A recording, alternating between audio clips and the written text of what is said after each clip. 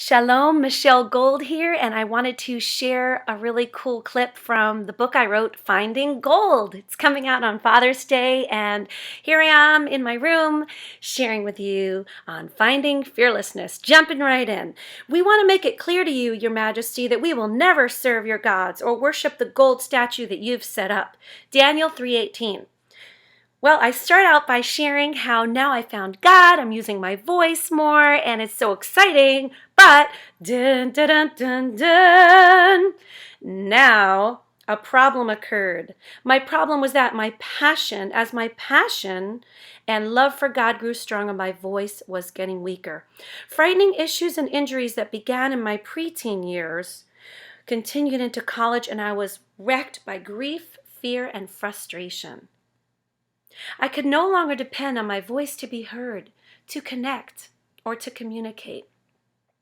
My vocal disability carried on for 14 years, from age 12 to college and even through my wedding day. Was it possible for me to live unafraid? I go on to share. My saddest memory of silence was during the joyful Passover holiday, a time to celebrate freedom and deliverance, yet I spent the entire Seder with my family and friends, motioning like an animal in a cage, fearing that overuse of my voice would make it disappear forever. Because of my struggle on the days I was able to talk, boy, did I talk a lot. Life was like a roller coaster as I continuously and constantly rode between the mountaintops of friendly conversation and the valleys of lonely silence. When I think about that season in my life, it makes me sad, not just because my voice so often abandoned me, but also because I often abandoned hope. I watched my voice come and go as if it were taken by the wind, and I never knew if it would return. I wish I would have learned how to find the victory in my illness and the joy in the midst of pain. I wish I wasn't so consumed by fear. After a while, I made a plan for improvement. I began working with voice therapists all over New York, and even with all they had to offer, offering me their best techniques, sometimes none of them would work. One therapist thought my pain was caused by lack of breathing between sentences. I learned to relax and speak slowly, trying to retrain my Brooklyn personality to slow down and relax. I learned not to yell at my parents while we were arguing, a lesson I needed to learn anyway. Vocal problems or not, yet another therapist predicted my injury was caused by being in smoke-filled restaurants when I sang, by eating 3-course meals before singing, and lack of sleep. Yes, a lot of these were true, but the bottom line is I couldn't control it, and I was stricken by fear. Well, I want to tell you the Lord later healed me. There's a great ending to this story. But even better than the healing of my voice, it got 8 notes higher by a great miracle. If you've seen me on TV on the Discovery Channel, there's a great story there. But I don't want to talk about me. I want to talk about you. So here's the closing. I'm talking about fear. I'm talking about overcoming fear. Here we go, my closing. I learned that I'm always learning to not allow fear to rob me of precious and intensely rewarding opportunities.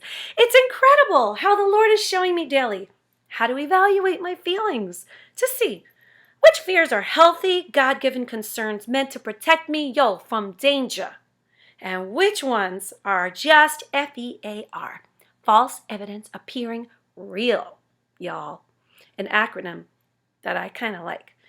Though in my early career I was always consumed with fear that I could lose my voice, I learned how to be careful when choosing to move forward in small, manageable, faith-filled steps. Through praying with a trusted friend and wise counsel moments before that event, I was able to remain confident and unhindered. Even today I do that. Call somebody right before I'm scared, and I do it. It's awesome. God is awesome. People can really help overcome this thing. My mentors reminded me to stand on the promise that God's power is made perfect in what? Weakness. His power is made perfect in weakness. 2 Corinthians 12:9. When I finally let go, so many lives were touched and possibly saved as a result of stepping out in faith to pray and sing. I hope I'll never again allow fear to paralyze me or hold me back. I want to look back and say I daily submitted my fears to an awesome God. only mindful of this present day. There's a saying, if we put one foot in the past and one in the future, we miss the present. I hope I can look back on my life and say I never missed a thing. I want to have no regrets. Reflections.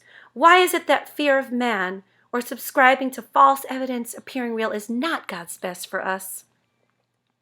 Rekindling your childlike faith, what scripture has caused you to move forward in the face of sickness, sorrow, and insecurity throughout the years? What small baby steps can you take today which will allow you to do what you love and what you're called to do despite the challenges you face? I hope you enjoyed this reading today. I want to let you go enjoy your day. I want to tell you that if you're seeking God, I created a page just for you. MichelleGold.com/God. And you can look it up and read awesome articles and check out videos of other Jewish believers like me.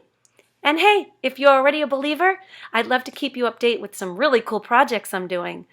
A book, sending CDs to Israel, really fun, cool things using art to share my hope. So go to MichelleGold.com/join. Join. Shalom, shalom. May the Lord bless you and keep you. May the Lord make his face shine upon you and give you his peace in the name of the Prince of Peace.